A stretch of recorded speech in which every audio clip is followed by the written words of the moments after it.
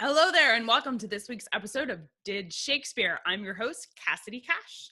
This week, we're asking the question, did Shakespeare play sports?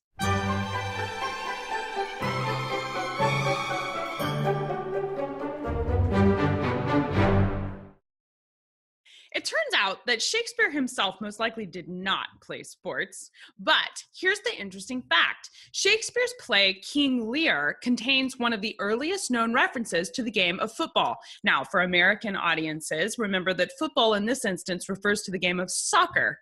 And if you're in the UK, well, football is football. What we know is that football as a professional sport actually wasn't recognized as a sport until the late 19th century, but it was played, and commonly so, well before that. In fact, the world's oldest football was found in the bedroom of Mary, Queen of Scots.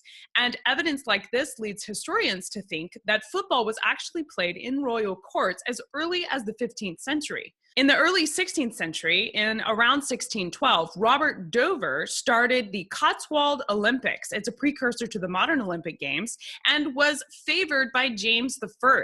James I was famously supportive of sports, even going so far as to write the Book of Sports to combat the Puritan distaste for the games. The way the game of football was played in the early 16th century was it was played by neighboring towns and villages. So groups of people would get together and organize opposing teams. And then they would set up markers at the end of each of the towns.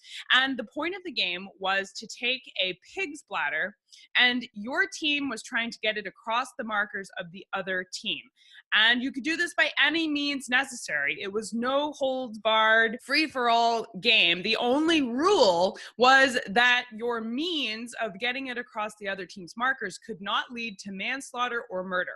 Now, that is a wide range of possibilities. The game was very violent, it was very active, and it led to a lot of injuries, which is why, if you're following me on the Facebook page, the picture that I posted of the woodcutting of Elizabethans playing this game of football was actually captioned as a bloody and mothering game of football. It was considered very violent.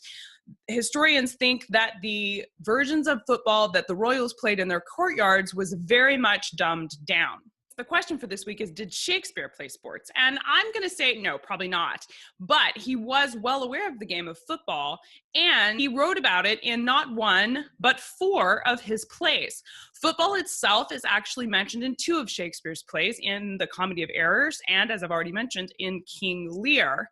As You Like It features a wrestling match, and The Merry Wives of Windsor goes so far as to mention Cotswold, both of which are said to refer to the Cotswold Olympics started by Robert Dover. When you look into the Cotswold Olympics, there's a wide range of dates as to when they think this started. It could have started as early as 1601, it could have started as late as 1622, and the average places it around 1612, which is 4 years before Shakespeare died.